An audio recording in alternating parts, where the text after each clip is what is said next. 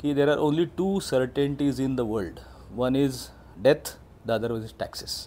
जगात दोनच शाश्वत गोष्टी आहेत, मृत्यू आणि कर. याला पर्याय नाही, हे भरावेच लागतात. कुठे ना कुठे, कधी ना कधी प्रत्येकाला भरावेच लागतात.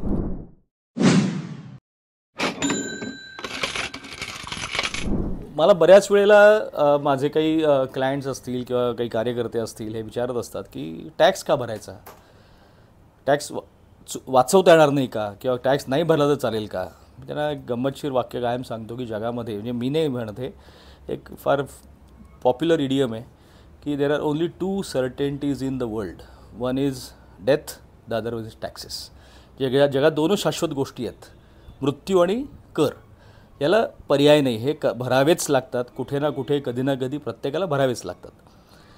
तर इन्कम टॅक्स का भरावा, तर ज्याला उत्पन्न आहे त्यांनी टॅक्स भरावा. अर्थात आपल्याला सर्वांना माहिती आहे की ह्या टॅक्सच्या रकमांमधनं जे काही निधी उभा राहतो तो आपल्या देशाच्याच प्रगतीकरता वापरला जातो. आपलं संरक्षण क्षेत्र असेल, आपलं इन्फ्रास्ट्रक्चर असेल, किंवा अन्य सुविधा नागरिकांना पुरवण्याचा किंवा अख्खी गव्हर्नमेंट मशिनरी चालवण्याचा विषय असेल, हा संपूर्णपणे ह्या टॅक्समधनंच होत असतो. त्यामुळे एक भारतीय सुजाण नागरिक म्हणून आपलं कर्तव्यच आहे की आपल्याला जर उत्पन्न आहे तर त्याचा टॅक्स जो काही लागू असेल त्याच्यावर तो भरला पाहिजे.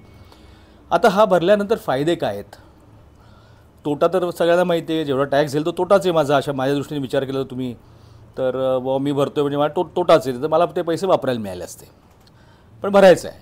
मग का भरायचा, एक तुमच्यावरती कायदेशीर दायित्व आहे, भरला पाहिजे. नाही भरलात तर तुम्हाला त्याच्यामध्ये इन्कम टॅक्सकडनं नोटीस येऊ शकते, तुमच्यावरती कारवाई केली जाऊ शकते.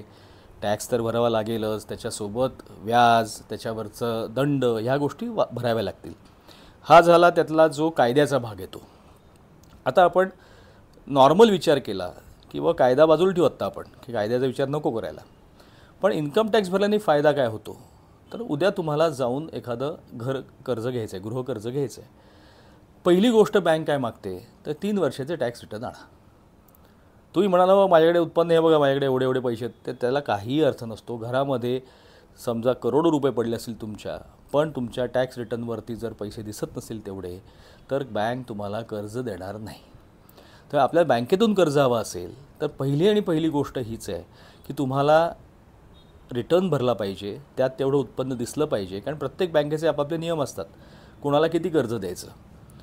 तुम्ही म्हणाल माझं 1 कोटीचं घर आहे, मला 90% बँक म्हणते देते, मला 90 लाख रुपये मिळतील, तर तसं नसतं. ते कशाच्यावर आधारित असतं, तुमचं महिने उत्पन्न किती, मग त्या उत्पन्नामधनं तुम्ही किती हप्ता फेडू शकता, त्याचे काही ठोकताळे बँकेने ठरवले असतात. आणि त्या ठोकताळ्यांच्या आधारावरती तुम्हाला कर्ज सँक्शन होतं. त्यामुळे रिटर्न भरण्याचा पहिला फायदा हा की एकतर तुम्हाला कुठेही कर्ज घ्यायचं असेल तर ते मिळण्याला तुम्हाला सोपं पडतं. त्याशिवाय तुम्हाला कर्जाला कोणी उभंच करणार नाही. दुसरा फायदा इथला असा आहे की तुम्हाला किंवा तुमच्या मुलाबाळांना कधी परदेशी शिक्षणाला जायचं असेल त्यावेळेससुद्धा तुमची आर्थिक स्थिती ही दाखवावी लागते. आणि जेव्हा व्हिजाला जातात मुलं, बऱ्याच वेळेला मी पाहिलं की अमेरिकन व्हिजा असेल, इंग्लंडचा व्हिजा असेल, ऑस्ट्रेलियाचा व्हिजा असेल, तिथे आईवडिलांचे आयकर उत्पन्नाचे दाखले हे मागितले जातात. त्याच्यावर त्यांना कळते यांची ताकद किती आहे तिथला खर्च सोसायची. तर त्याच्यामधनं तुमची पत देखील ठरत असते इन्कम टॅक्स रिटर्नवरनं. आपली क्रेडिट वर्दीनेस नसेल तर आपल्याला कोणीच कुठेही उभं करणार नाही. मग आपल्याला मगाशी म्हटलं जर कर्जाला प्रॉब्लेम येऊ शकतो. तसाच परदेशी शिक्षणाला जायचं असेल तर त्यावेळेला तुम्हाला तिथे व्हिजा मिळायलाही प्रॉब्लेम होऊ शकतो. या व्यतिरिक्त जे व्यावसायिक किंवा धंदेवाईक लोक आहेत ज्यांचा स्वतःचा छोटा मोठा धंदा असेल, व्यवसाय असेल, तर त्यांनासुद्धा जर आपला व्यवसाय वृद्धिंगत करायचा असेल, वाढवायचा असेल, तर आकडे तुमच्या बॅलन्स शीटमध्ये दिसले पाहिजेत. आणि बॅलन्स शीटमध्ये चांगले आकडे तेव्हाच दिसतील जेव्हा तुम्ही खरा जो तुम्हाला नफा होतो आहे, प्रॉफिट होतो आहे, तो दाखवाल. बऱ्याच वेळेला खरा नफा दाखवायला तयार नसतो धंदेवाईक. का? कारण खरा नफा दाखवला की जेव्हा टॅक्स भरणं आलं म्हणजे पैसे जाणार. म्हणून बऱ्याच वेळेला आपली बिझनेस जो आहे तो मोठा असून देखील कागदावर न दाखवण्याची एक ट्रेंड असतो लोकांमध्ये, जी चुकीची पद्धत आहे. कारण तुम्ही जर लहानच दाखवत राहिलात कागदावर तर तुमचा व्यवसाय लहानच राहणार आहे. तुम्हाला व्यवसाय वाढवायचा असेल तर तुम्हाला तिथे उत्पन्न दाखवायला पाहिजे, प्रॉफिट दाखवायला पाहिजे, टॅक्स भरावा लागेल, पण भरा.